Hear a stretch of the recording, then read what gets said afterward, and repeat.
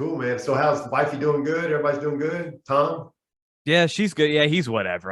God only knows how he is, man. Ask me in an hour, he'll be awful. Ask me in another hour, he'll be fantastic. Who fucking knows? Real quick before we get going, I got to tell you that episode I listened to, and y'all were talking about his son was bowing up to him a little bit. And you're like, dude, you need to whip his ass because he need to put him in his face. Yeah, he's told me about that because, we have a 17-year-old. And so he's testing his boundaries as a man or almost man. That's dangerous territory. That's dangerous territory. I remember looking at my dad one day and being like, yeah, I bet I could fuck you up if it came to it. I just remember like I was a kid and all of a sudden I woke up one day and saw him and I was like, yeah, I feel pretty confident now. I'm starting to get some gains. I'm jumping a little bit higher. But no, I still never stepped to him. Jesus Christ, no. No, even now. Oh, even now he's got old man strength. You never count old man strength out. They're not as good as they once were, but they're as good once as they ever were, right? They only have like 2 moves, but they're the 2 moves that just fuck you up. So it's like you're like young and cocky and you want to go for like 12 rounds. He's like, look, man, I'm just gonna beat your shit in like one knock. So right, I'm never. I don't have that kind of endurance the last 12 rounds, so I'll do it in one. How about I fuck you up in 10 seconds and we call it a day and go get dinner? Man, like I said, Curt, thanks for coming on, dude. I'm so happy to have you. I'm glad to get the other half of the Half Hour Bros on. And like Tom was great, and I'm super excited to have you on, man, because you guys, like I said, you're one of my favorite pods. You're one of the pods that I listen to religiously. There's like 5 of them, and you guys are one of them. Mm-hmm. And I think that means a lot. You guys are great. You have great conversations, and yeah. So I think this is gonna be the closeout to our collab season 3. Yeah. And so you're our last. Your last one is but season not 3. least. But not least, definitely not least. No, I always say the best for last. That's 3 seasons though. You guys have done this for 3 years? Yeah. No. No, we cut our seasons in 12 or 13. Yeah, so okay. We just started like this year, like January. Okay, yes. I was about to say, man, I knew when Tom went on, I didn't think you guys were that old of a show. No, and what we do is each season is a different theme that we go with. So the first one was just all over the place. The second one we did mental health. This one we did all collabs. Next season we're working with some soldiers that have been blown up, like American Badass Tour. So yeah, that sort of stuff. I just told my wife before I walked in, I was she was asking what show am I going on, and I was telling her about it. And honestly, you guys have like one of the best open concepts. Like the fucking coverage zone that you can hit with what you talk about is so big, and it's like the hashtags, anything you put out, everything is so marketable about like the show that you have. And I remember when Tom did his episode, he got off and he goes, yeah, they cover some real shit on there. He's like, yeah, they cover some like real shit on there. And yeah, I love your guys' show though. I think it's probably one of the smartest indie podcast concepts I've run into out here. Thanks, man. I really appreciate that coming from you too, because you guys are brilliant, and coming from you guys, I really appreciate that. Yeah, thank God all we have to do is just drink beer and act like pieces of shit for fucking 36 minutes. That's a lot easier. Trust me. It's a lot easier. But the thing about it, Curt, you guys are so like in tune with the world. Mm-hmm. And you hit some real stuff that everybody's talking about or thinking about, and you hit it, and you guys talk about it pretty frankly, which is great. And that's what we're trying to do. But unfortunately, we kind of got to watch our boundaries a little bit due to the active duty thing. But no, you guys hit it hard. I mean, which I'll talk about last, which I'm gonna get into in this episode. Last episode was huge. The whole, pulling out of Afghanistan and everything, that is to a lot of soldiers that are invested in Afghanistan, that really pulled their heartstrings pretty hard. Yeah, I've fished for those moments just because I know that he's been in the military. So anytime I can find a way to connect, because it was a real thing. Like, we're brothers. We're 8 years apart. Right. I was like 10 years old when he went into the military, like 9/11, all that shit happened. Mm-hmm. And he just shot out and deployed. And like, he was my best friend at the point. So it was like losing your best friend. And then he comes back. And he's like this completely different person for a couple years. Like it's one of those things that I like to tap into anytime I get the chance, because it's such like a raw moment in life. Like, I'd like to hit that tonight for sure. Definitely. So we'll get started. I'm my son real quick. He's playing. He's checking in. I'm gonna call him real quick, and we'll get to it. He's a crazy little. Do y'all have kids? Oh no. Tom does, but not. Yes, So Tom does. Excuse me. Yes, Tom does. So we were thinking he wants to go trick or treating by himself this year, and so I'm like, well, you sure you don't want Mama to go? And He's how old 10. is he? He's 10. 10. I mean, That's Hey, tricky. Are you calling check in? I feel like it's Okay, buddy. We're my gonna do a show last for a year. little bit, and I'm then just I'll hanging call you when on. we're done. Okay. Yeah, that's the toughest one. right, buddy, My let me- niece is 14, and that's like my favorite person in the world is my niece. Like I babysitted her. I was there when she was born. I took her to all these places, and now like my brother's calling me, and he's like, I don't know, man. She's just like a little human now. Like she's a whole person. She's 14. Yeah. She's got these like he's like, you know, she'll just walk in with a fucking political view, and he's like, what the fuck are you doing? Like get the fuck back in there. Like you're 7, and she's like, no, I'm 14. Yeah. And it's weird. Yeah, I get holding on because I would hold on to every last like day before they realize the world is just shit, you know. Yeah, we have a 17-year-old. Like I said, he's a senior this year, and this is probably the most important year of my life thus far. Because And he's a he senior has year, and it's important part of no the year. understanding of this. He's like, yeah, I think homecoming's coming up. I don't know. I'm like, boy, get it together. This is a very important year for me. Like, You know how much work I've put in for this one fucking year? Like I've been waiting for this your whole life. your whole life. Like we've been I- throwing money out the window for 17 years, hoping this goes off without a hitch. Right. I mean, chunking that money out like it's going Yeah, out of like style. that's like when you grow up, you think back and like I think back to my parents and I'm like, God, these people just wrote fucking checks when I was a kid, like getting hurt, school, when I got a car, anytime I had like a stupid mistake in life. You don't think about it. You're like, Yeah. oh yeah, you know, my pops, he went and paid for it. You know, he pulled some money out the money tree and went and gave it to the guy. And then you I get know like your our oldest threw a rock at somebody's. They were playing baseball without a baseball. They had rocks and sticks. And he swings back, and I mean, he got the hit. So you can't be too mad at him. But also, he broke a window, so that was costly. I call it a wash. It's a good shot, and I'm sorry about the window, but that was a hell of a shot, kid. I'd ground you, but you knocked the shit out of that one. But no, If you'd have I struck just- out, you've been fucked. oh yeah. If you would have shanked it, your ass would have been mine. But no, I think back now that I'm 31 and we're getting mortgages and electric bills and Yeah, like man. taxes. I think I'll call my dad sometimes just be like, thanks, man. Like seriously, like thanks. You guys spent a shit ton of money hoping I just didn't take a left turn and all of it was just squandered. Yeah, Definitely. same. That's crazy, man. Y'all ready to do this? Mode. Yes. You ready, Kurt? You crazy. Oh son yeah, of a bitch. definitely. That was a good pre-show. I like that. Yeah, it I was. know. We should record that. It Oh, we is did- oh, recorded. we did. Never mind. That's perfect. I'm glad somebody got that down. That was good. Yeah. All right. Let's start. All right, here we go. 3, 2, 1. Hey everyone, welcome back to E14 Podcast. I'm Jamie Britt, And I'm Heath Britt. and together we are E14. Before we get started, let me put our disclaimer on. The views and opinions expressed in this podcast are those of our own and not the United States Navy or our respective commands. So if you get your panties in a wad, get all butt hurt, just take it or leave it. Yeah. Yeah. So welcome everybody. Today we got this crazy SOB from Georgia, Curt from the Half Hour Bro Show. Him and his brother Tom do a show, and I tell you, it's one of my favorites, man. Thanks for coming on the show. I appreciate it. I like how you always introduce me now. Like we went to college together and we were meeting at like Pat O'Reilly's. You're like, oh, this crazy son of a bitch. Here he is. I It's just mean, like- if you did come down here to New Orleans and we were at Pat O'Brien's, he would probably introduce you As the a same crazy son of a way. bitch. That's it. You just every time I walk into the room, he's like, oh, you crazy son of a bitch. Here he is.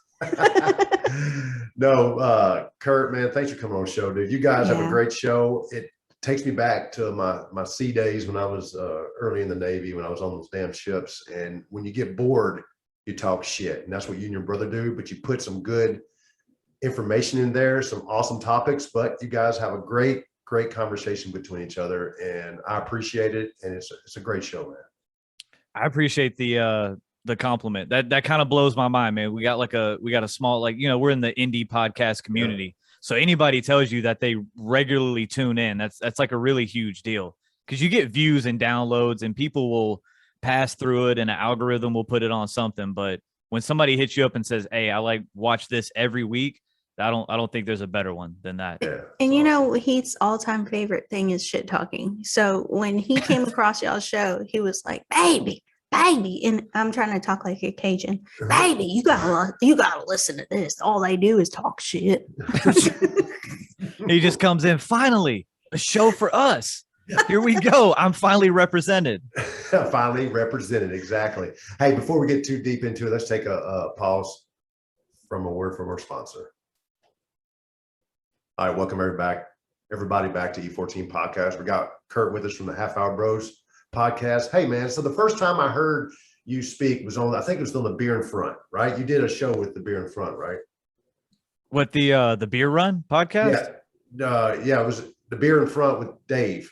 Oh, okay, that one. Yeah. We had an old show, but yeah, the Beer in Front. That was a good one. Yeah, so that's when I first heard about you and Tom's show. You went on there and you were kind of like plugging your show with Dave.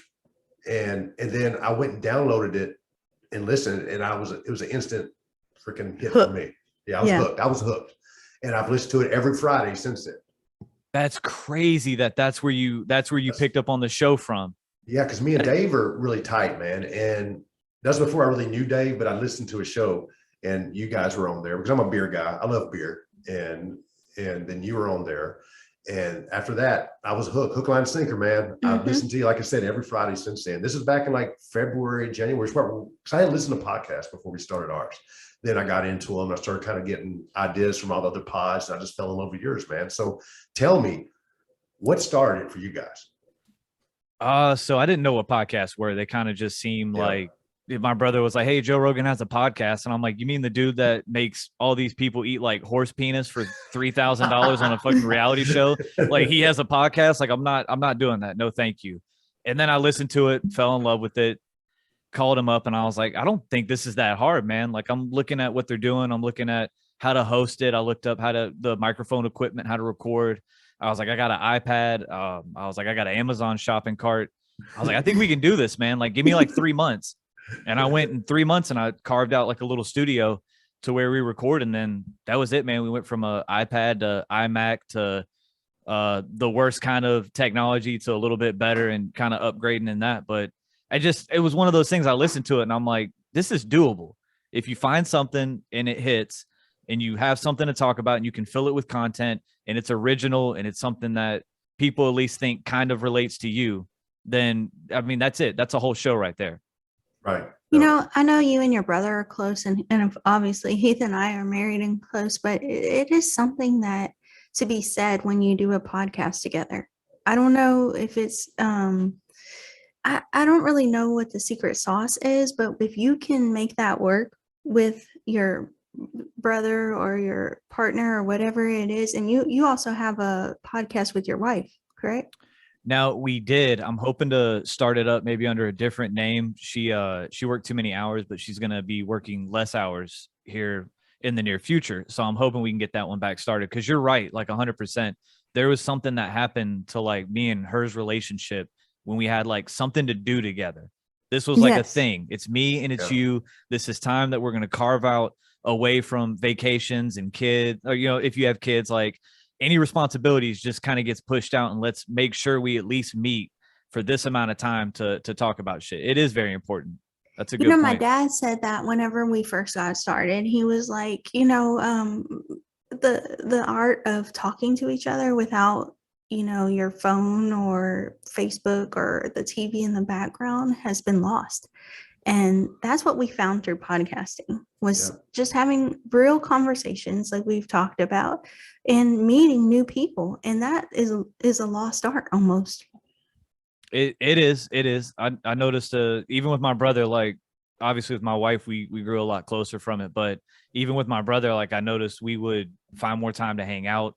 We'd get together more, we'd have more excuses to get together and get fucked up because, we're like working on the show and getting stuff for production and, really putting in the man hours. We would spend 5 minutes and write probably 4 outlines and then take the other 3 hours and just get fucked up and bullshit.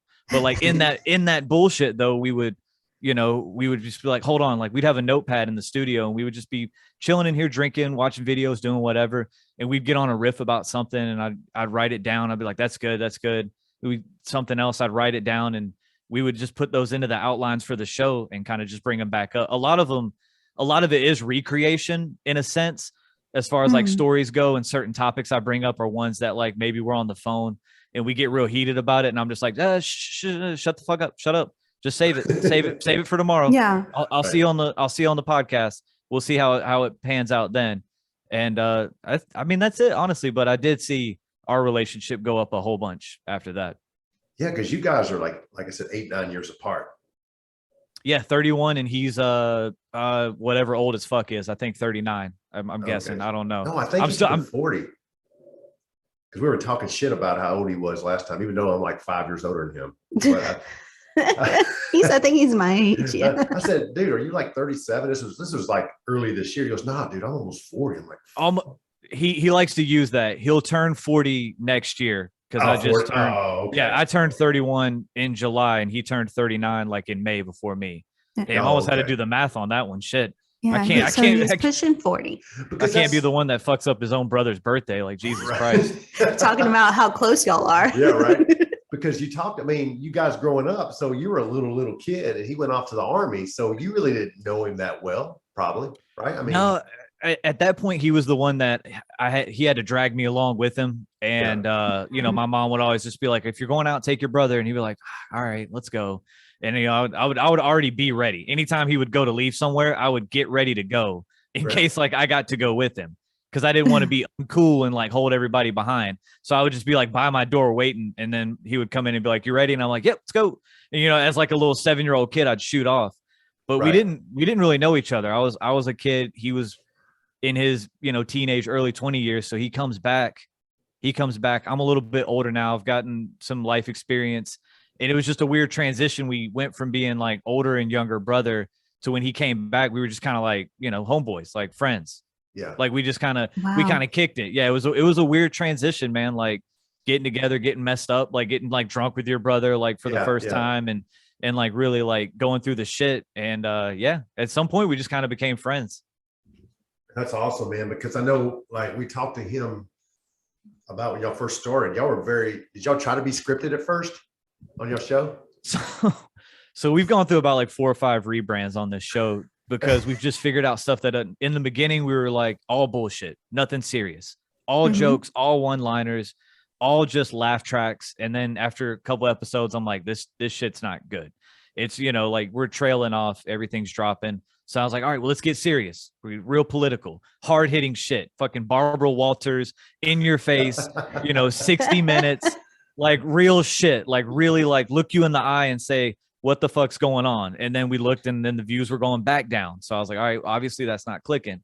So then I said, what about just a steady mix? Like we're on the phone. We'll bullshit a little bit. We'll catch up on the family, see, what ridiculous thing happened this week. And then get into, what do you think about nuclear missiles, for the ending of it? Yeah. Bam, in your face. In your face. It was good because you guys y'all had to endure. When did y'all start? We're in the second year. We started right when COVID started, like right at the very beginning.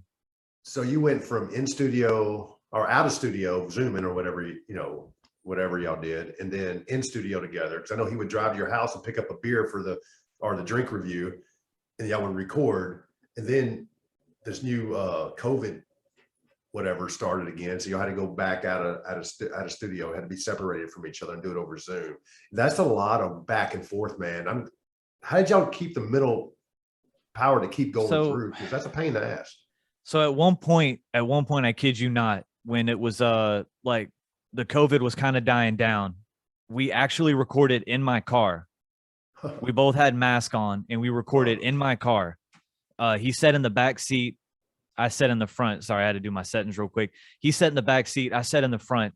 And then we had the 2 mics. We were just holding them up. I had the iPad right here plugged into an audio interface. Yeah. And we both had headphones on. And literally he sat like back into the right of me and we would record.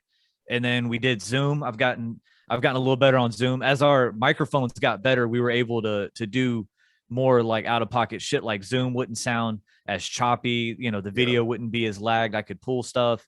And then, at some point, I mean, I got my first shot of the vaccine. So he's going to start coming in studio now since I've gotten it, because they're all vaccinated at his house. Yeah.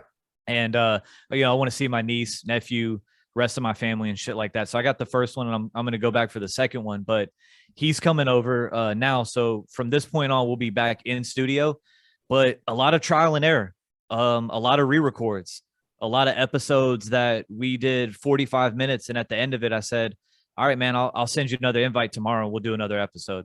And just completely trash it, because it just something about that Zoom when you've been used to, it'd be like you guys. It's like it's like, say she had to go out of town for like 4 months, Right. and you had to film every episode out of a laptop in like a Hilton Gardens, and he's like right here in the studio. There's just a natural disconnect. You can't get the vibe across with like a 6 millisecond lag. Right. No, you're right, man. Because we almost had to do that, because I was going to do some I was going to go to a TBI, traumatic brain injury clinic in Portsmouth before I retired, but I couldn't do it due to other stuff. So we were getting ready to like plan that out, so we go every week we could do an episode and not miss that drop. And I wish I'd have gone, but I'm glad I didn't due to the podcast part of it, because that would have been a pain in the ass. Because most of the time the Wi-Fi at a hotel isn't as good as the one at your house. No, not unless you got the premium. My pops has been going for business for 20 years, and he has platinum at Hilton. So he gets like the platinum Wi-Fi. He gets like the drinks in the cooler when he walks in. He's been staying in hotel rooms for almost 30 years. Right. Let's talk about Pops real quick, man. Poppy, right? Fucking Poppy, dude. That guy's undefeated. It's not about being the best dad in the world as far as what you did with your kids. It's just about the relationship you have after your kids are adults, I think. Right. I think if your kid grows up to be an adult and he looks back and says, you know what, you did a lot better than most of these fucking guys out here, and you kept me from doing a lot of shit that would have fucked me up. That's basically dad of the year right there. Yeah. So that's Poppy right there. Poppy, he did what he could. They were better with me. So I was the second kid, so that they were kind of ready for this one. But I mean, I wouldn't take it back for anything. He's one of my best friends now, which is cool to say about your dad. No, that's awesome. That is. And I love the episode. You did an episode with him where it's just you and Poppy talking shit about Tom. And then Tom did one talking shit about you. It was great, man. No, dude, he's a good guest. I actually enjoyed that episode, both of them. Look out for retirement. Look out when Poppy retires in a year, I think, and some change. We're getting him set up. We're going to buy us all his equipment and stuff, and kind of retirement gift. We're going to get him set up. He's going to do his own show. I'm going to get him set up to do one, because it's the tip of the iceberg with what you've heard from him. Because I mean, we're both his kids. I'm telling you, when I was younger, that mofo was fucking nuts. Like, I say some outlandish shit now, but that dude was the originator of just outlandish shit. Just wild shit. Just I got a little bit of Godfather. I got a little bit of that, Curt, from I think it was the one that Tom did. He was talking about being in Walmart, and this person started raising hell, and Poppy had to freaking squirm away. Yeah. I think that was mine and his. That was my cousin Jacob. Jacob. I remember that. I remember that. Because the dude was kind of messing with Jacob, your cousin, and Poppy had to step in. Yeah, he's some of my cousins in Mississippi are mixed, because my aunt married a black guy. So I have some cousins that don't exactly look like me. And, when you're in Mississippi doing anything, you run liable to get run up on by somebody, to be honest with you. And a shout out to Poppy. He spent a lot of time in Baton Rouge, Louisiana, which is near, it's about an hour and a half from here and about an hour and a half from where I grew up. So he's been to the motherland. Oh, tons, man. Tons. He has so many stories of like all throughout that part about going to football games. He'd go to like Ole Miss games and then this game, and he would like work the snack stand so that he could get like free admission in when he was a kid. Yeah. Like I'm telling you, and he's been on the road for like 30 years. So the amount of stories he has that bullshit people have fed him, I'm telling you, he's going to have his own show. I don't care if I need to carve out time in my life to like co-manage that show and even help him write outlines and stuff. I think there's a whole generation of people that would tap into what he's saying. No, I would definitely, because life on the road with Poppy. I tell you what, that kind of resembles my life a little bit. Being gone a lot. I mean, more at sea than on the road, but but it's all the same shit. Yep. So yeah, a life away from home. Yeah, you were just on the wet road. That's all it was. Yeah, you were on the ocean road. There you go. Exactly. So you and I want to kind of brag on y'all a little bit on your last episode, guys. Whoever's listening, if you haven't listened to the Half Hour Bros, listen to that show, especially the last episode, because you dug deep in like Afghanistan and the pulling out. You and Tom dug deep into that. So you like to tap into Tom's military service sometimes. It's cool too, man, because it's something very rare. It's like, say, if you were in the Navy and then she was like this professional axe craftsman that made like these giant wood pieces, you know what I'm saying, that sold for like hundreds of thousands of dollars, and you two just happen to be on a show together. At any point in time, you would just want to pick that person's brain about something that they know so much about. And honestly, that the average like civilian, I guess you would say, knows diddly shit about the military. They don't know a single fucking thing. I know so little. The news tells you so little, which any of it's true, if any of it's true, but the part that is true, you barely know what the military is. And every chance I get, I just want to pick his brain, because I got to feel that people out there would love to just have a little bit better insight on the military and what really goes on and what your taxes do. And, you know, yeah, maybe he went over there, but maybe he didn't want to do every single thing that they had to do while he was over there. Maybe he didn't necessarily agree with the politics. Then you can talk about somebody in a war fighting it that doesn't 100% agree with, you know what I'm saying? Like there's just a lot that people who haven't served just would never know. And I love to know it.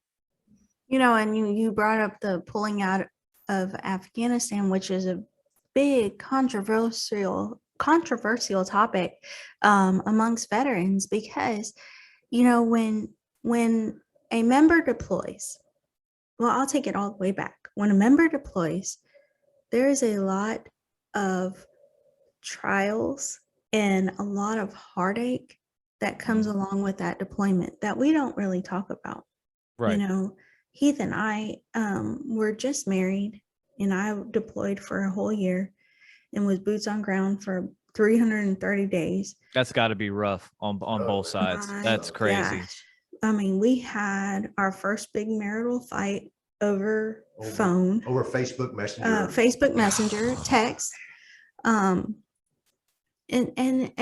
not to mention the kids getting in trouble at school, or that things that break in the house. And you go through all of those trials and you make it all the way to the end. And I can just imagine how it feels when you pull out of that area and you're like, what did I do all of that for?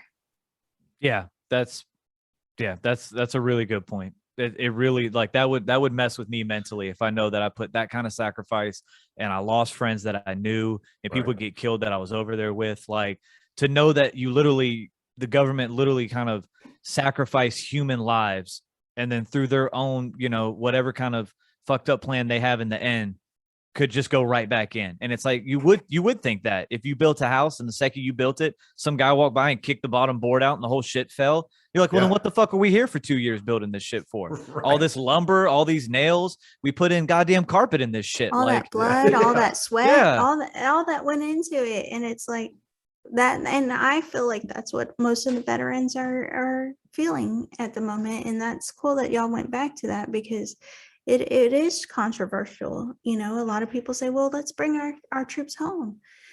Okay, well, you know, that's great as well. But, you know, it's both sides have an argument. Yeah. I just, as somebody that's not in the military, I've always been a firm believer of all these people that would always yell, just bring them home. Like, especially in the midst of war, when they were like, get our troops out of there. And it goes, you do realize if we get them out, the next time we have this dance will be here. You don't understand, like, we're going to host the next game. We're going to be the home team next time. They're going to fucking land right in front of us, and we'll be the ones in the streets with fucking Humvees going by and windows getting shot out. So, I mean, it did come to a point where you can either go over there or they can just come all the way over here. But somebody was going to go somewhere. Yeah. And sometimes just be thankful somebody's willing to do that for you. Right. And Curt, honestly, as a guy, you're 31 years old, not in the military, for you to realize that's huge. And that means you're in tune with the damn world. Yeah, and I'm in tune with my brother too, and he cued me Yeah. into a lot of shit when he came back because he had a little some PTSD and some problems like Right. that. And I really just saw like you really did just sacrifice yourself. Like it And- paid okay and you ended up okay, but you really Right. did just offer your entire self up to this organization. Right. And after talking to your brother back when we did a show, I think it was in April, he wasn't just some soldier. He was a top-notch soldier from the way he talked, because he would have made a career if it had gone his way. Right, think, right, the way okay, he yeah, talked, yeah. And he's just even before military, he played Trivial Pursuit. Yeah. He's just one of those people, man. He was just naturally just so book smart, like he was so gifted in Yeah. just random shit. Our whole family just random shit. We're just a Jeopardy family, basically. Yeah. We have yeah. the most useless potpourri amount of knowledge you could ever just fucking imagine. And yeah, he probably could have gone far, but I think getting out and going into contracting was a good move. Yeah, because he's an IT now, like a computer geek. Yeah, Makes now it- he's a shit. Now he's an IT guy. He just got a new pay grade there, and I think he's on deck to be the supervisor Nice. because the supervisor. Wow. So I don't know if he's gonna take it or not, but yeah, he's always been analytical to a point to where you really just don't like him. Well, To be honest with you. let's talk about Jeopardy now. So there was a few episodes where you went head to head with the big brother. I That's it, love yeah. y'all's Jeopardy shit. That was probably what got me hooked to y'all show. Honestly, that I was when got to really bring that started back. listening. I got to bring that back. That's a good point. Dude, and it was back and forth. It was tit for tat. You would spank his ass, and he would spank your ass. And I think you end up winning overall. I did win overall, barely, but I won, Man, but barely. Think about it, dude. You're born. What year were you born? 90? 1990. Okay, you still were nailing the 90s trivia. Yeah. And you were really alive then. I mean, you were a little kid. So you held your own, man. You ended up taking him over. Did he ever wash your effing car? Because that was the bet. No, that was the bet, man. He never washed my car. He ended up giving Oh. me 2 vouchers to have a free automatic wash at one of the like fucking rinky dink suds and whistles shop down the fucking street that has rotating fucking corn dogs at the cash register when you go to pay for them. So that's all I got. Well, hey, Tom, if you listen to this, you're a cheap son of a bitch. You should treat your little brother better than that. It's At it's one of least buy those, the Armor All in the little vending machine. You know, the Armor All wipe. or at least just take a Sandy wipe and wash my fucking tires off or something, man. I'll spit on the rim and fucking kick it with a toothbrush. Like I'll take anything at this point. But growing up though, to the point that like the 90s trivia, I grew up, I was the youngest kid. My brother was born in 82. My parents are older because I'm the second kid. So every movie we watch is an old movie. What other person that was born in 1990 can quote Spaceballs from start to finish? Nobody, dude. I can Nobody. quote the movie Spaceballs while it's playing 90% from start to finich. And I haven't seen it in a year. Because you were brought up the right way. You're Right. Right. Robin Hood Men in Tights. I can quote That's Robin right. Hood Men in Tights. All that shit, because when I was growing up, that's all they were watching. They were watching Yeah. older movies, older references, 70s, 80s references. I grew up on like fucking Billy Idol and Yeah. just like the Eagles and just Meatloaf. I was into Meatloaf when I was like fucking 12 years old. I was like the biggest Meatloaf fan for some Wow. reason. I like streamed one of his concerts and I had like a lighter in the living room at like 12 years old. And I'm just like, and I'm listening to like it while I'm like organizing my Pokemon cards. I'm listening to a fucking Meatloaf concert. So it was a weird childhood. I was kind of our family. You kind of got treated as an adult from the time that Yeah. you were cognitively able to put a sentence together. Right. And that's why y'all show is so good, because even though he's 8 years older than you still know the same stuff he Mhm. knows. There's no generation gap there. There is, Yeah, but yeah. you would never know it. No, it's on the surface now. He gets me on a little bit of 80s stuff and I kill him on a little bit more relevant stuff. But Right. overall, as like general knowledge, we're very neck and neck because we were brought up with sarcasm. My dad, Yeah. I got spanked maybe a handful of times. But when he said he was going to spank you, you got spanked. But You I got your learned ass from a tore very up. early age after like the third one, I was like, I don't like that shit. I'm No. gonna probably make sure that we don't come back to this. But I remember we had a guest bedroom that had nothing in it because my brother had moved out. So when I'd get grounded, he came in one day and he goes, you know what? I'm really tired of unplugging all this fucking shit in this room and taking it out every time I got to ground you. He was like, I have you 2 sets of clothes and there's a bed in there and there's a fucking closet. That's where you are for the next 2 weeks. He was like, That's I'm tired of unplugging shit. That's how I got grounded. I got moved to the spit. Like it was little shit like that now you'd get thrown in jail for the love of God. Yeah, I know, But right? as an adult, I learned so much from that because it just taught me so much on how to conduct myself while I'm out in public and what to do, what not to do. I got it real quick. Oh, sorry, the dog's barking. That's a pretty dog. Real quick though, I got this is a story from when I was in school. So if you got a bad grade in school, like most parents would be like, I'm disappointed and you can't go to the, spring invitational sock hop or whatever the fuck's coming up. But I got a 12 on a poem quiz in school. A 12, 1-2. I scored a 12 on it. And I brought it home because he had to sign it. And he puts it down, he looks at me, goes, next time, son, I want you to get a 0 on it. Because I can tolerate the fact that you just don't know shit. But to tell me that you studied and you walked into this room and put everything you knew on a piece of paper and it was worth 12 points, Jesus Christ. And he just signed it and handed it back to me. That is. And this is what you get. This is what you get right here. That's the byproduct of that. But no, man, I know you're a top-notch dude at your job. I listen to y'all show. I know you kill it at your work. I know you and the wifey kill it together. And I wanted to ask you about, you talked a little bit, and we don't have to get into this. Just let me know. Say, shut the fuck up, Heath. I'm good. Oh, I like where this is going already just by that little disclaimer. Okay, go ahead. So when Tom got back from the Army, you said he dealt with some shit. Yeah. And we are a military podcast, so I'd be remiss if I didn't talk about a little bit of mental health. Because I know you and Tom both support the hell out of it. Okay. Yes. What did you see as a younger kid? I saw somebody who had left a little bit older version of me, but still young as far as the world goes. And what I saw come back was just a man. A guy came back, an adult. If it was my sister, like a woman came back, like an adult person. He went into this microwave and they aged him about 20 years with experience. Yeah. And when he came back, it was just a different person. He was quiet for the first couple months, just kind of ate and sat there. You talk a little, hey, what's going on? Hey, what's up? Hey, how was your morning? How'd you sleep? Just like a zombie. He would just kind of sit there and eat, and just kind of enjoy being free. Just enjoy not being in a country where you hear fucking bombshells go off in the background and you're, 100 yards away from the strike zone or some shit like that.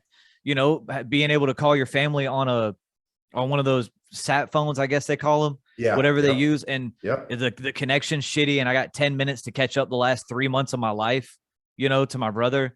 And for a while, he just didn't talk about anything. And then, any loud noise, any doorbell ring, he would like he would jump and leap. And 4th of July was a huge problem for him. It still is. Hearing fireworks, it still is. Like, and he's just now when I hit 30 and now I'm 31, he's just now telling me stuff that went on then. He's just now kind of like peeling back a little bit of like what he had to do when he was there and like experiences and stuff. But it's only like his kids growing up and stuff. When he first came back, he was what he was over there. He hadn't transitioned yet. Right. So mentally he was still in the shit. Yeah. You could see it in his eyes. He just wasn't there. He was just, my mom got sick. He had to come back. He had to go right back. But when he came back, he was, he was a son and like concerned and everything. But like you look in his eyes, you're like, dude, you've seen some shit. You can look at somebody and be like, hey man, you have experienced some shit. I can see it on your face. I can see it with the way you walk, you talk. Like you have seen some things in your life. Yeah. It completely changed him. And I know Jamie can speak to that because she kind of dealt with the same thing. But I think when a man or a woman goes to deal with some shit like that overseas, there's an innocence you're born with in the USA because you're not used to troops and tanks, like we said, Humvees rolling through your town, destroying buildings or whatever. So you're born with this innocence of safety. And when these guys and gals go over there, they lose that innocence. And I think that really messes with their head. What do you think? It's a privilege though. Definitely. Yeah. I think, just driving the couple of times we went through town and it was like, outside of the base and I wasn't in like Afghanistan or Iraq. I mean, I was in Djibouti, which you would think would be fairly safe, but just a couple of times that we went out, it was like, don't stop, don't get crowded. Like we had to block off traffic so that we could go from point A to point B without any kind of stop, any kind of anything. And I can only imagine how the, men and women that go to these, I guess that was considered downrange, but you know, Afghanistan and Iraq is like really Yeah, you're the shit. really in the shit, and I can It was a only hot plate. imagine Yeah. yeah how that would be, because you know our risks were not as great as those were. Yeah, because I know I always done the ships. So I was always on ships, you know, in the Persian Gulf, off the coast of all these countries, but I never been in them. I've been in Djibouti for a little while, just waiting for the ship to pick me up. But I tried to go Afghanistan. They're like, no, we need you to go to sea, blah, blah, blah, go to another ship. So I never actually, I'm blessed that I never had to. I'm happy that I never had to deal with that type of suck. And I know a lot of people that have, and they're not the same when they come back. And I know Tom had to deal with a lot of bullshit because the Army ain't no joke, man. The Army sends you out there, you're there for a minute. Yeah. He did quite the straight. You said both you guys were in Djibouti, Africa, right? Yeah. Right. What year? My history teacher went to Djibouti, Africa in the Navy when I was in school. Anywhere 2007, 2000 to 2000, like 10 to 12. No, I was there in 14. You were there Okay. in 16 to 17, right? Yeah, Babe? 16 to 17 or 17 to 18. Okay, I was there yeah, in 'cause 14. my history teacher just joined the Navy one day at like in his Really? 30s. Just in his Wow. 30s, he said, I'm gonna join the Navy. And he went over to Djibouti, Africa, and then came back, and the next year he taught. He was just a whole different person. Getting the ring of death. I know, I see that. Oh. Goddamn Whoa. Canon camera. Jesus. That's a camera. You know, you Red pay blinking for light. all of this fucking. Oh, there we go. Okay. Yeah, you're Well, good. You're good. there we go. All right, there we go. Now we're back. Okay. You All got, right, you well, got that down to art, man. You got to figure it out. Well, I charged it, but looking at it Yeah. now, it's not plugged into the outlet. So I don't think the battery charged very well without being plugged into an outlet. I don't know. I could be wrong. I'm going to do some research into that after this, but I'm 99% sure you have to plug it in before it starts charging. Yeah, So I'll take you're that probably one. right about that. Yeah. That's on me. That's on me, guys. I'll take that one. That's on me. Sorry, we'll fix it in post. That's fine. That's on me, guys. Everybody in the background, the sound crew. That's on me. I'm sorry. I'll take that one. Guys, That's calm my down, bad. calm down. That's So- the sponsors. It's fine. We'll get back on track. It's cool. Podgo, we're good. We'll get back. Yeah, trust me. We'll find time to run the Podgo ad. Yeah. No, that's the one we're going to run because they. Oh yeah. I quit with Podgo for a minute, man. They quit doing the Podgo ad. It was all the other shit they wanted us to. Dude, I'm advertise. saying I went to put my Podgo ad in Yeah. and I didn't see it. And I just put it under something and they were like, hey, you have to put it under Podgo. And I was like, you don't have a fucking tab. And the guy was like, oh, my fault. We added it.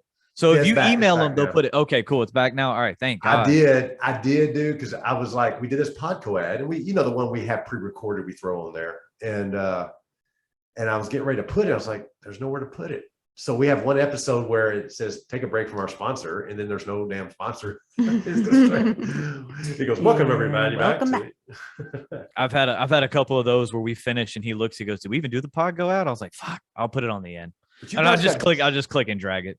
So is Jerky Pro really legit, Jerky Pro is legit, man. If you order from there and use promo code bros, bros? we will get a kickback. I will tell you this, the portal to get into to redeem the money after somebody buys it and you get the kickback, for Yeah. some reason they've made it so difficult you might as well just donate it to a charity and just call it a fucking day. Because I wish they just had a fucking donate to like UNICEF that I could just click, like fine, just Right. take it.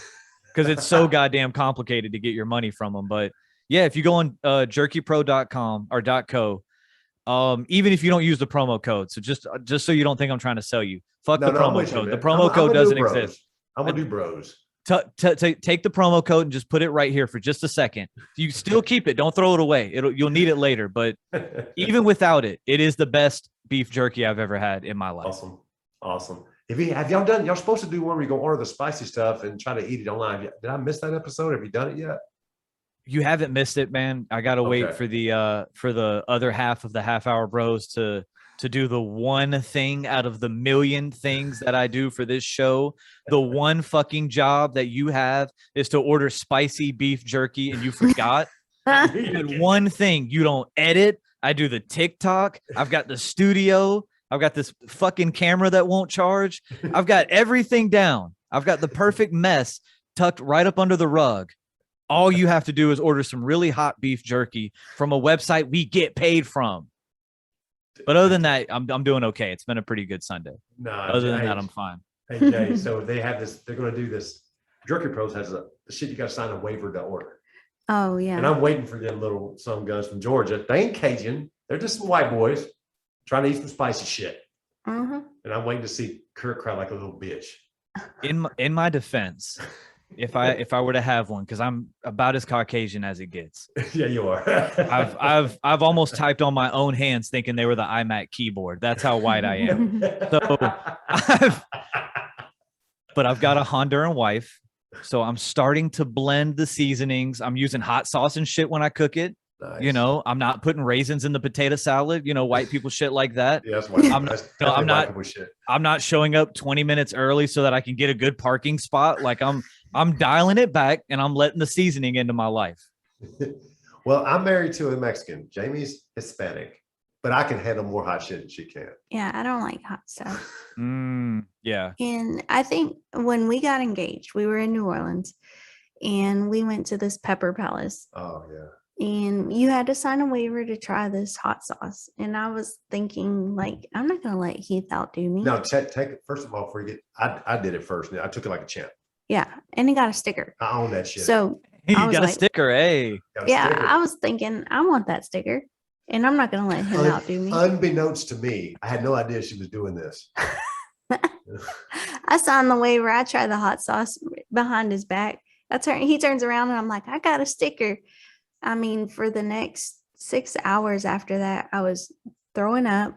I was on the floor in the New Orleans bathroom. And this dirty motherfucker, dude. Yelling for help. Dirty. I thought my insides were like disintegrating. Dude, and we're on Frenchman Street. They're just, if we're good thing about Frenchman Street in New Orleans, they have the best bands playing in the all times of the day in the shithole bar.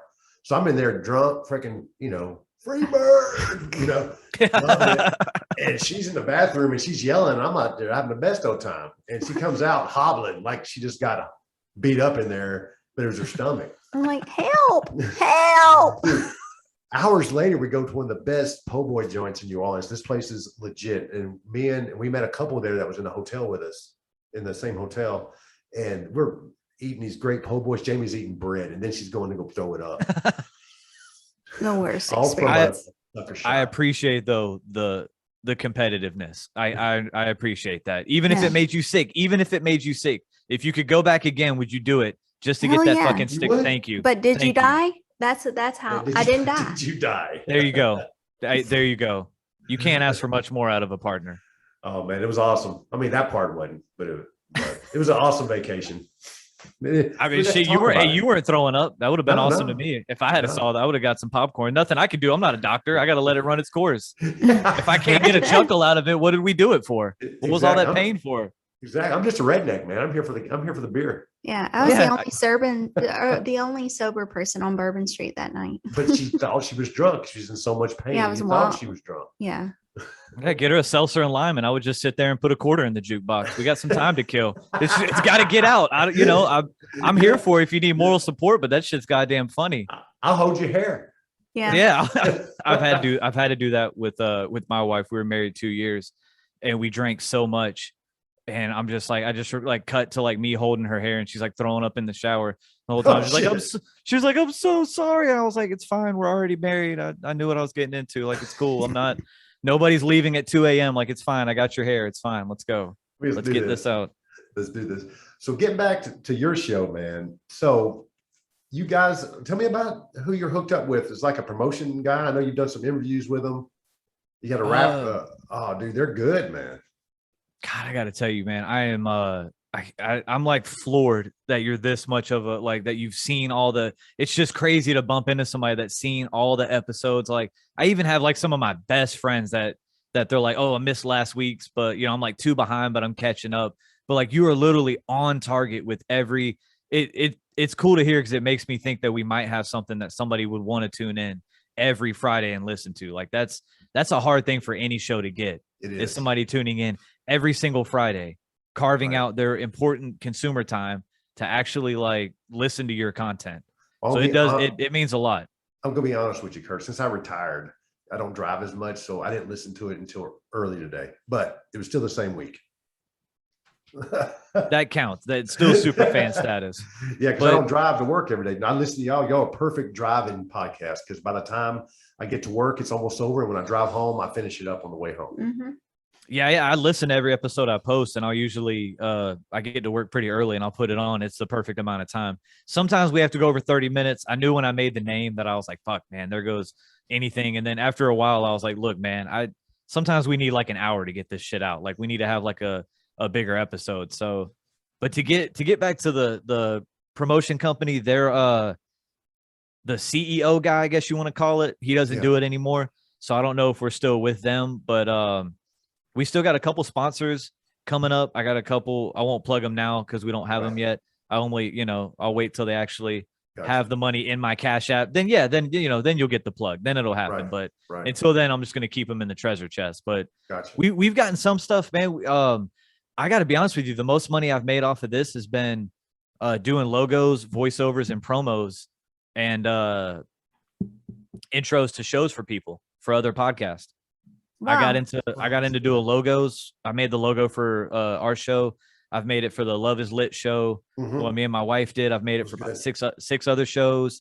This is good, and we're building something that we could monetize like down the road. But I've actually seen I've edited a couple podcasts for some people, recorded like a dozen voiceovers in different, I used to hear the ones on the show. Yeah. Those are the ones that, I record those, and people that have listened to the show have hit me up and been like, hey, can you do a whatever for our show? And I've actually made a couple bucks doing that. That's good, man. Good for you, because we did the thing I sent you to show Tom about the Army sucks a big bag of dick. Dude, that was one of the ones we did for a YouTuber. He's an ex-Army interrogator type. You made that? Jamie did. Jamie did. Oh, bro. Yeah, Jamie did. Jamie did fucking that. hilarious. Yeah. So, that was, so we heard that. It was from one of his episodes he did, because he did all this crap with the Afghanis, and it really saved a lot of lives, and he didn't get the award he thought he deserved, which I agree with him a little bit. Yeah. And he said the Army sucks a big bag of dick. That was his catchphrase. So he took that and it was like, just threw it in there just because of the humor part. I don't think the Army's such a big bag of dick, I don't think that, but it sure is funny. No, I love there's nothing like the military is the only place that I've seen where there's so much competitiveness. There's so much, if you're in this branch, you're hard for this branch. Like, these are my guys, and like, fuck these guys over here. But then like when shit hits the fan, you all kind of look at each other with that, like, appreciate it though. Like, you're doing it too. Right. It's a different kind of thing. And maybe I'm doing this and maybe you're doing that, but at least, we're here doing it. We rose up out of that civilian spot into something a little bit. It's, to me, I think of it as like a higher calling, in like a sense to where it's not meant for everybody. Right. And you see the ones that get into it and you're like, this might not have been for you. You really got to have a type of resolve to go through that type of shit.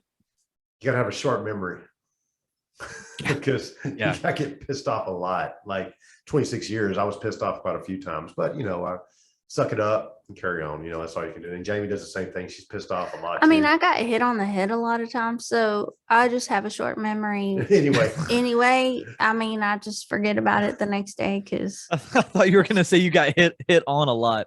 Well, it's that too. I was like, I'd have a short memory too if that many creeps kept coming up to me every day. I would want to forget yesterday too. No, danger. And things to the TBI that I've experienced, I just don't remember anything. So guys are the worst though. Speaking as a guy, we are the worst. Yeah. So I will. Man. Yeah, true. I will. He's a good one. I like to think I'm a good guy. My brother is undetermined at this point, but we'll get into it maybe in his 40s. But yeah, guys are just the worst. They're just the worst. I get it now. Being married and like seeing my wife and just being like, yeah, I'm sorry for all of us. I'm sorry for all of us that freaking are dipshits. Are we going to change? No. Are we a lot to handle? Yeah. Are we sorry? Sure. And I hope that helps. And I hope it does, because we mean it. Because we do mean it. We are sorry, but we also mean this. We're just not going to change. But we are so deeply sorry, though. So if that offers you any solace, I hope so. Appreciate it. So so can you give us any teasers? What's coming up with the Half Hour Bro Show? Anything new you're working on? Can you talk about it? Yes. Now we're going to do the hot jerky challenge. We have to. We have to. Got to, man. I'm fucking waiting for I that. want you guys to do it. I wish you guys would do it. That would be hilarious. I just told you what happens when I eat. I that know. stuff, but I know. That's what I'm saying. I was trying to see if we could get part 2 on camera. Like I want this immortalized somewhere. When I'm having a bad day, I want to pull that up and I got to see know. this. Maybe, Help! dude. When you thinking? Has he ordered it yet? No, he hasn't. I will. I haven't What talked if- to him, but I what will if- guarantee you he hasn't. What if we ordered it and we got on Zoom with y'all? Yes, 100%, 100%, 100%. Jamie might wuss out, you know. I don't know. I That mean, was- obviously, I'm going to do it. I'm just There we letting go. you There we know that the consequences are dire. What days do y'all record on? Wednesday or Thursday, but we're usually a hard Thursday. I get every Thursday off. I put that in to get off. Okay, but Jamie works late, but if we can work with our schedules a little bit, maybe we'll get on with you. I'll do that while I'm on the road from New Orleans. No, What she about- might wreck?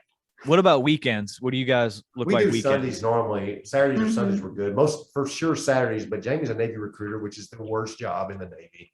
They work crazy freaking hours. It's not the worst job. No, you're not at sea, but it still sucks for shore duty. We can do Saturday or Sunday though. We can do that, and then I can stitch it into to like the whole episode, and we can do we'll do like an hour-long episode, and we'll have 30 minutes of it with us guys, and then I'll do like a front or back 30 with me and Tom. Cool, man. That works for me. We'll I'll order it tonight. That way when Tom gets off his lazy ass and orders it, we'll have it already. Now, Might be moldy, but we'll have it. it stays fresh for a very long time. As a Jerky Pro ambassador, I have to put the disclaimer out here that Jerky Pro jerky stays fresh for, some would say, even decades. That hasn't been tested yet because the company's only 2 years old, I think. But it'll be good. It's fine. Bury it in the backyard and dig it up when your kids have kids. It'll be good. That way is the perfect jerky to send on a deployment because, it takes forever to get the mail. So That's right. That's true. So it'd be good. It'd be fresh. you hear that, the- Jerky Pro? Sponsor us too. Yeah. But they I get try to more- give him a tagline. I think the best line I've said in the show in a long time was that if we had Jerky Pro over there, we would have wrapped that war up a lot fucking sooner. Because he was talking about MREs, and I told him, I said, if you guys had fucking Jerky Pro, you'd be storming. You had these shitty MREs, you're like flanking left and right. If Jerky Pro would have fucking airdropped in, you guys would have flew over there. Mhm. That's right. You're right. It is good. Some of the flavors are a little out there, but it is good. That's good. No, I'm ordering spicy shit, and we're gonna do it together. And I'm gonna watch you white boys cry like a little bitch. Hey, all right, man. I think it was one saltine talking to the other. I thought you were white. I thought that was the. I'm God Cajun, damn, man. I'm Cajun, dude. We're That different. is- We have that's a month. just- We have a month. It's just white people that crab boil. There's nothing different about that. It's just white people that use Zatarans and Old Bay. There's nothing interesting. Maryland fuckers use Old Bay. We don't use Old Bay. We use Zataran. You're right about Yeah, that. they're- Now, are you guys into comedy at all? Like stand-up comedy, like comedians, like stand-up comedians? Yes. Yeah, I love 'em. Absolutely. Yeah. Living in where you live, you have to know who Theo Von is. Yeah, I've heard of him. I haven't heard him in a while though. Is he legit? Okay, all right, cool. He's one of my favorites. I watch his podcast. There's like 7 comedian podcasts that I'll watch throughout like the week, which I barely fit time in. I mostly just play him in the background while I'm editing or something. But Yeah. Theo Von, I'd deep dive into him. He's pretty good. He's from NOLA. Yeah, oh yeah. And he's got some Cajun like stories and stuff when he talks about his Yeah. family and where he That's grew up and stuff and all around there. That's cool. That's cool. Yeah, there's some funny dudes down here. They're just naturally funny without trying to be funny. Oh yeah, he's good, man. He's good. And yeah, I think I watch at least 7 different fucking stand-up comedian podcasts. There's a new one every week out there. I'll tell you a story real quick about, we went to the Navy when I was in South Texas. Me and Jamie were still, I don't think it was before we got married, I think. We were still dating. We went to the Navy, the base put on a comedy, these USO comedy dudes that come on. They were good. And Jamie's hammered drunk, right? She's been drinking those lemon drop martinis all night. Oh, lemon drops are the best. Yeah, they're God, good. they're the They're best. good. So God, they're she so took, good. and where we were at was an hour from where we lived. So the base was about an hour from where we lived. And I kind of didn't drink a lot because I knew I had to drive back. And hey, babe, let them out. Let's let them outside real quick. Yeah. They're We annoying. usually put them away. Sorry. They're annoying the hell out of me right now. Anyway, so Jamie, I'm going outside.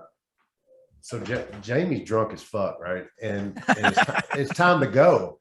And she's not ready to go yet. She's Right. ready to freaking party some more. And I'm like, babe, we gotta go. She goes, you never let me have any fun. Disclaimer: I am Native American, which we don't talk. Well, I don't think we've ever said that Yeah. on the show. And but I don't have the enzyme that processes alcohol. Yeah. Okay, So, I'm 1/8 Choctaw, so I get that. you know, Choctaw, you get it. Yeah, 1/8. Yeah, I got you. And I'm fireman carrying her ass out of that damn place. And she's a hot mess. She's like fighting me. She's ready to stay. Mhm. So we get out the door, and there's people in the smoking area right outside the door, and they're like, they look at her like, what's her deal? I look at them, I just go, she's Native American. They go, oh, okay, that's fine. Yeah. And I'm thinking, at least she'll be awake, so somebody talk to me for that hour of freaking drive. Oh shit! Yeah, too much fire water there, Chief. Let's get her out of here. Shit. Let's get her out of here. So I get her in the car. Before I even get the seatbelt on her, she's passed the fuck out. So not only did I have the fireman carry her ass out of there, I put her in the car, seatbelt her, and I had nobody to talk to on an hour drive at midnight. Yeah, it's a fun thing. I mean, you never know who's going to show up. I drink, and it could be cool. I could be chill. I could be falling over. I could be puking. I mean, it's a Russian roulette. Oh, it is. Yeah. I love that though. That's the coolest shit ever. That's how I was before I got married. And that's how my wife is sometimes. She has her ones where she drinks and she's like, oh, I'm this one today, or I'm, she's in a different mood and she drinks. She's like, oh, maybe I'm fucking your shit up today. Like, who knows? Who knows where else? Maybe I'm Mexican. Cat. Yeah, like, yeah. So that flair definitely comes out sometimes. But yeah, we've had a lot of experiences, man. Especially, Jamie's the first like Hispanic I've ever dated and married. So there's something good to say about that.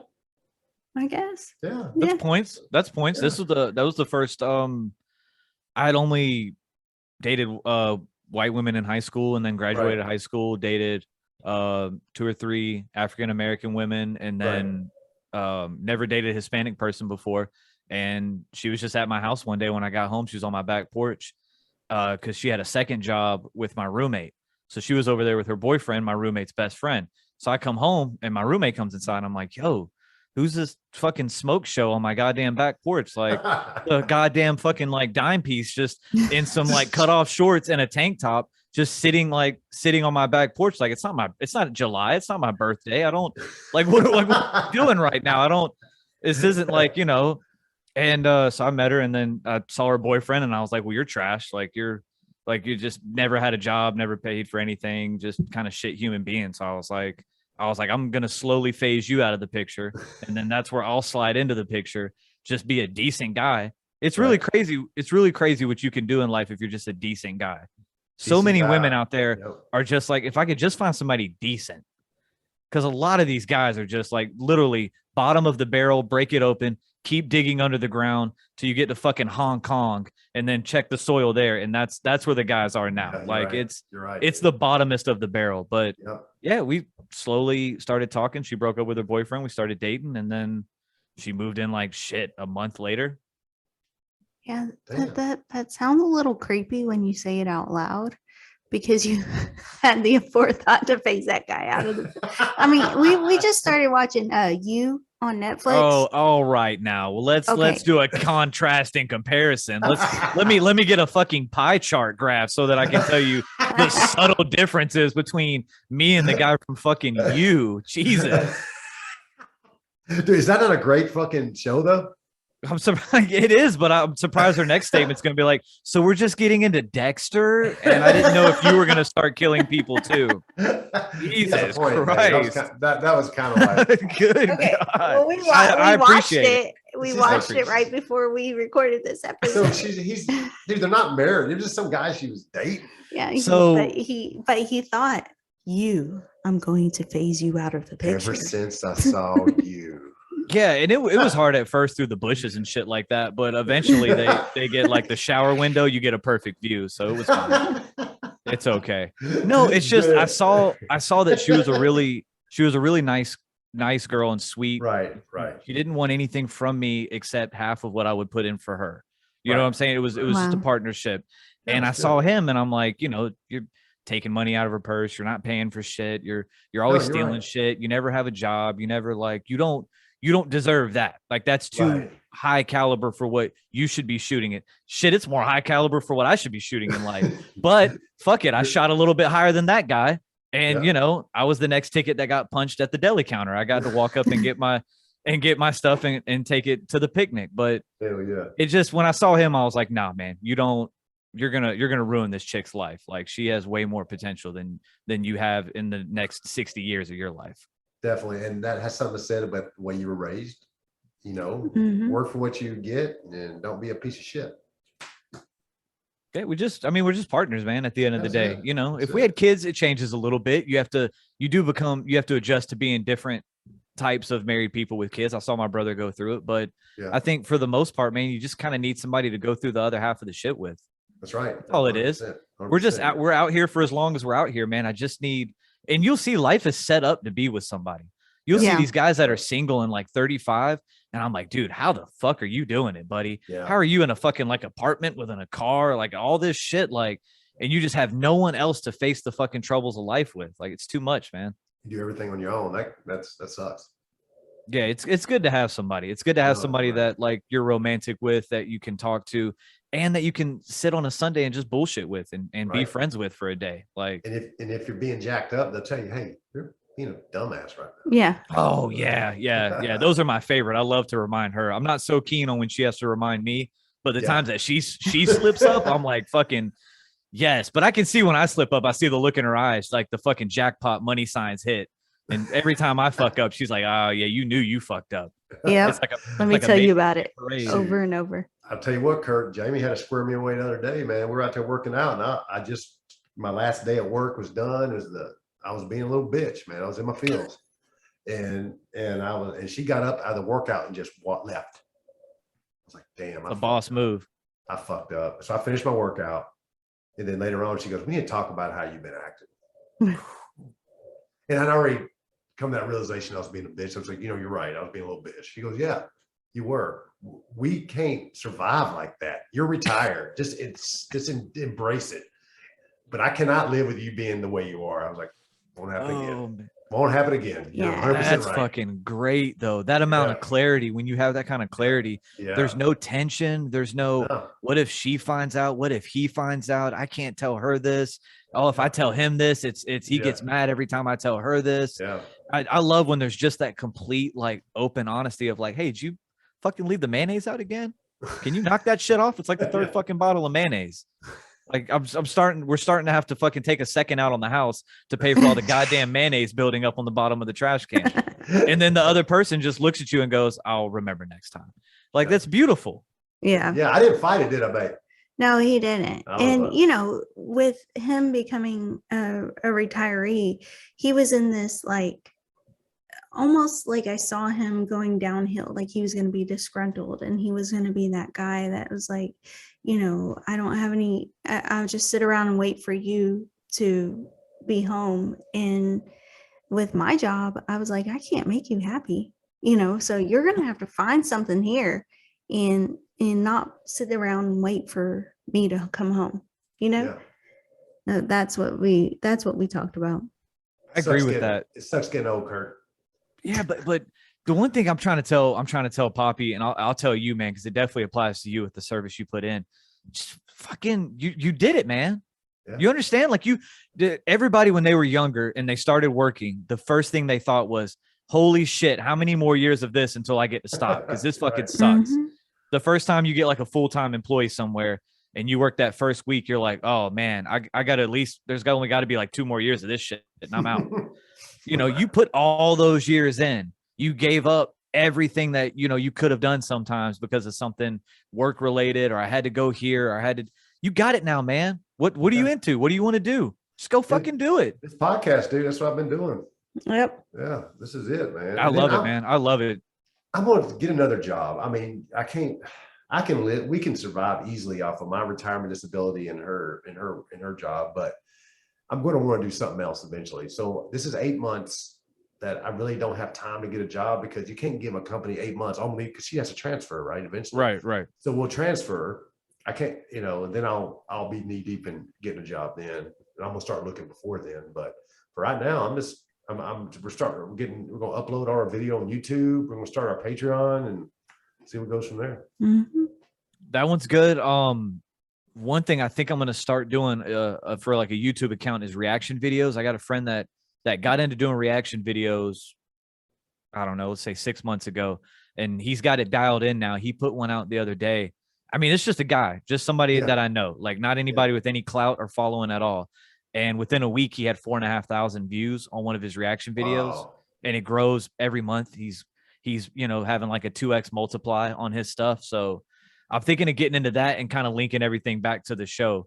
I'm trying to find a way for people to quickly hear about us Yeah. so that they can transfer over and check the long game. I'm hoping once he gets back in studio, we'll start doing more TikToks. And I got a videographer guy that I work with at my job, and I've done a couple promos for him. So he's going to come over and shoot some TikToks in like 4K. Oh, cool. So we're hoping to get like some actual content out there and maybe start like a YouTube channel to put reaction videos or content, beer reviews, shit like that. Anything that we can put up. I want to get back to the old show, movie review, beer review, Mhm. fucking, get into bro you, all the like shit that we used to tap into. We just lost touch because when we do these Zoom things, it's like, all right, man, I got 30 minutes. All right, I got 30 minutes. All right, here, hang on. Right. Let's join in real quick. Let me go. I got you. All right, let's go. Yeah. So I'm gonna be really glad to get back and spend like a couple hours together. I love that. Get into bro you. Get into, So yeah, where I made can- that. Yeah. Go Where ahead. can our listeners find you? Wow, that is a great organic question. I'm so glad you asked that, man. That didn't come out of anywhere. That felt so natural. You can find us on Spotify, Apple, Google Podcast, not YouTube. We have a TikTok at Half Hour Bros Pod, Yep.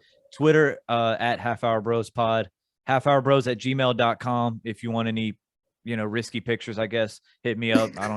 Tell me, next time you're in Macon, Georgia, I guess, if you want to meet up. And that's it. We'll have more content out. We're taking on some more sponsors now. We've got some people that are we're actually starting to get paid to put people's things out there. Podgo does it, but it's different the way Podgo markets it. Yep. So it's cool to get the first couple people. A guy that sells life insurance is going to buy a month worth of ads, and then I've got some shit sent out to a couple other companies. So it's good to finally grow to get enough numbers to where they see it and they're like, okay, we'll give you a couple of bucks if you say, Harry's Lighting and Furniture for, Right. 30 seconds. Right. Yeah, man. No, y'all need to listen to this podcast because it's organic as hell. They unscripted and they have a great conversation, Curt and his brother Tom. And it's just entertaining. And usually a half hour. Sometimes you go a little over, like you said. I think the last one was like 45 minutes, but still, it's not very long. And it's entertaining as hell. And I've loved it since probably February, March when I started listening to it. So definitely listen to the Half Hour Bros. And their TikTok is pretty new. I remember when you were working on it, and it's really good. Their TikTok's pretty legit. So definitely. And hopefully y'all start stand-up comedy next. Yeah, I'm waiting for that.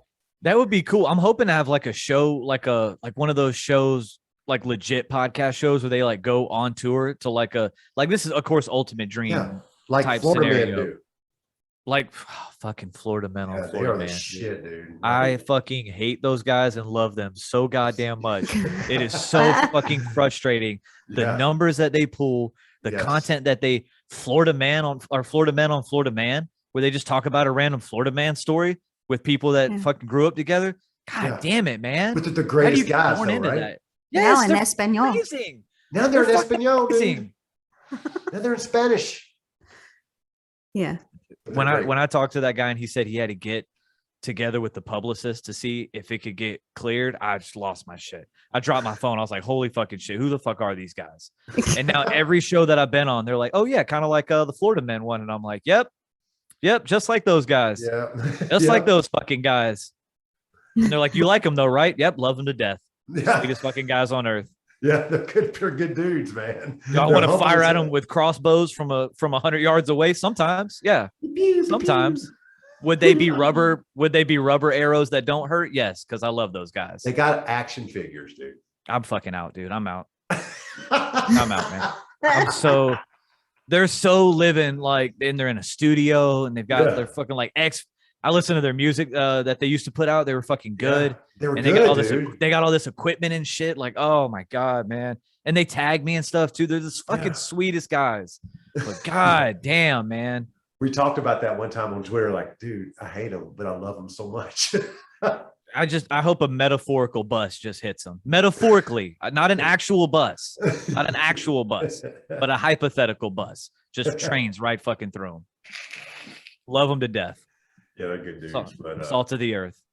again, before we close out, man, thanks for coming on, Curt. Dude, I can't thank you enough. You've been great. This has been a fun episode. I've enjoyed the hell out of it. You're like one of my freaking dudes, man. I'm a fanboy right now. No, we're definitely acquaintances at this point. We're a lot more than just people who send shit over Twitter. I've seen what the background of your house looks like, so I got it now. I got it. Yeah, I'm figuring out how to find you. I'm gonna get it. I've actually still all right. So we got to solve this. Did you ever get that Amazon? No, bro. I never fucking got it, bro. Okay. Yeah. Okay. Sure. All right. Okay. He promised. I was going to talk shit about it, but I forgot to. Okay. And you have every right to talk shit about it. I am. Well, we moved. Honestly, dude, we moved since then. It took so fucking long. We ended up moving. Oh my God. That thing was on a slow boat from fucking Singapore when I sent it. Yeah. So, Heath has a retirement party coming up. So if y'all are looking at coming down this way on the 30th of October, yep, hit us up. I don't think I'll be New Orleans, but I do want to come down one day with my brother and maybe shoot an episode. That would be insane because dude, we have tons of family down there, so it wouldn't be anything to get a trip down and at least stop by and catch a drink or something. Fuck yeah, dude. Fuck yeah, definitely. If you ever come to our bar. Come to our bar. We got a lake back there. We got plenty of land. We're E14. We get fucking paid, Well, oh yeah. You got that fuck you Podgo money, man. Yeah, it's a wrap. That's a wrap, dude. I'm putting my non-existent children through college on this Podgo money. It's fucking sick. It's the greatest thing ever. All 25 cents. Yeah. My dollar I get an ad, man. It's doing it. She said all 25 cents. Oh shit. That's such accurate. That dude that pulled our pocket, he didn't realize how much money goes into this shit. Yeah. It's such an accurate description. How you get paid from it though. All 25 cents of it. Yeah, dude.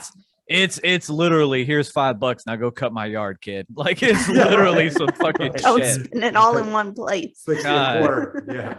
Don't go spend it on some fancy record player now. Get out of here. Yeah, it's awful, man. But it's something though. I do like the fact that they were willing to pay us before anybody else gave me anything. Right. To get me up for work, for anybody wanted me to like plug their stuff on something. Like they legit took a gamble. So and we've gotten a couple increases as you did you get the thing I sent you on Twitter for the new? No, I did. I honestly, bro, I didn't notice it until the day when I was tweeting you. I need to look into that, definitely. Any of those links that your show's not on, put it on there. And I'm telling you, I am telling you, it's gone dip back down, but we hit a spike and got like fucking 400 downloads. Oh, wow. Just like within like a 2-day period. That's that good. Outside of normal downloads. It was like a 400 bump. And then it's kind of trickled down a little. But when you add it, man, so many people just happen to click your shit because it's on like 90 different streaming things. Wow, that's awesome. That's awesome. Yeah. Cool. But I appreciate you guys having me on. Thank you. I wanted to get that out. Thank you. I appreciate what both of you guys do. I appreciate this show. My brother appreciates this show. It actually meant a lot to him to come on, and he really believes in the stuff that you guys talk about. Thanks, brother. But we're about to close out, but stick around for a couple minutes. We'll bullshit afterwards. Absolutely. So with that, we'll wish you fair winds and following seas.